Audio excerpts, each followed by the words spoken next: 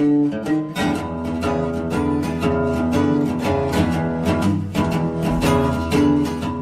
everyone, we're back. We're making videos, but we're not going to be doing a diary every day again. Instead, we're going to do videos about van life, because we figure there's only so much Corona talk people can do. So, in this video, me and Steph are going to talk about relationships on the road. And we're going to give you 5 hints and tips about how you celebrate a healthy relationship on the road. Me and Steph have been married 5 years, we've been together 10, and we've spent 2 of those years on the road.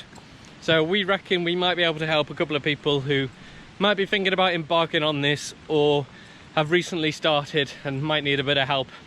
So this is Mike and Steph's van life counselling, first one ever, might be the last. Here we go, 5 things. Okay, advice tip point number 1 is vehicle choice. We live in a little Westphalia Synchro Volkswagen T3 or T25. It's really tiny, there's no shower, there's no hot water, and that just makes life living in it way harder than what it would be in a motorhome or a big camper van. But we're happy with that choice because we're happy to sacrifice some indoor luxuries to be able to benefit from, well, being able to park in a place like that where we're right next to the river and we're up on the top of a mountain road that, you know, most vehicles wouldn't get to. So yeah, point number 1, choose your vehicle very wisely. Okay, number 2, which is quite apt for this one, you need to be comfortable around your partner. We don't have a bathroom, so we have to basically go for a wee in front of each other. That's true. I've seen Steph wee, she's seen me wee. It's quite normal now. I think a bit of advice and tips would be start weeing with your bathroom door open at home. It might be strange and embarrassing when you're in the van at first, but by the end of it, honestly, you don't really care. It just becomes funny eventually, so yeah, that's tip number 2. Try your best to get comfortable about that stuff before you hit the road, because it might save you a lot of hassle. Okay, point number 3. Van life on the road as a couple is almost like a magnifying glass. Any problems that you might have in your relationship are going to be magnified, and anything that's going well will get even better. But someone once told us if you can get past like the 6-8 week mark without killing each other or like moving out of the van, then you'll make it, you'll be fine. So what I would say is, like, bear that in mind. This is something that's really going to test your relationship, and if you get through it, you'll have an amazing relationship.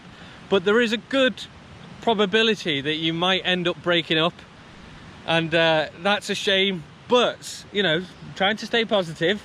If you break up, then you weren't meant to be together, because if you can't live in a van together on the road, then are you actually even going out together? I mean, it's like, it's true, isn't it? Like, so if you can't picture yourself living in a van with someone on the road, then break up. And if you can stay on the road with someone, then great, you'll have a great relationship. So yeah, that might lead us on to point number 4 actually. Number 4, when things get tough, try and stay positive. A lot of stuff can happen in the van. It can break down, the engine can fail, like it did for us.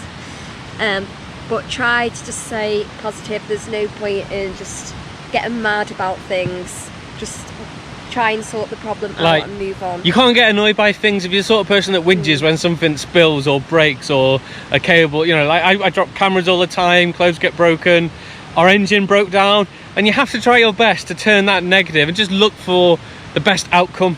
You're the sort of person that's got a chip on your shoulder and always blames everybody else when you haven't actually been able to do what you were supposed to do, then it won't be for you. You have to be really like optimistic and enthusiastic about life.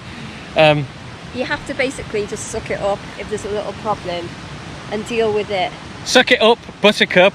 And if your engine breaks down, which you've spent loads of money on, and you trusted people to build you the best engine and trusted people to install it, and it still breaks, you have to find alternative means of transport like this. The van's broken down, but don't worry, we have alternative transport. We're on a site.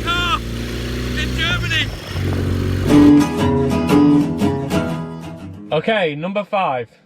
It's our van life, nobody else's. So decide what you want to do as a couple, and don't be tempted. I mean, it's alright to get advice from people like us and other people, but do what you want to do as a couple and be a little bit selfish about it. So you don't have to drive somewhere because someone else has been there. You can go somewhere new, or you could try something else. You don't have to go as far as anybody else. Or likewise, you can just decide that it's about hitting every country. Just do whatever you want to do, but make it your van life. And yeah, don't worry too much about what other people will think about it, or what claim to fame you might have as a result of it. Just do whatever makes you really happy as a couple. And I think that is the secret. Yeah. Good food and wine for us. And just taking video of Rupert looking cute all the time. Look at him just dossing in the boot. You okay, Rup? Right, that was our 5 tips. I think it was 5. Yeah. 5. Our 5 tips, van life couple therapy from myself, Mike, and Steph. If you want to get in touch with us for counselling services, then hit up the Chef Camper page. Nobody wants a chef right now. Nobody needs anyone to get any cooking done. So we might go into counselling. So yeah, get in touch if you need some counselling, one-on-one support, or group therapy. We're up for that too. Right, take care, and we'll see you in the next video, whenever that will be. Ta-ra!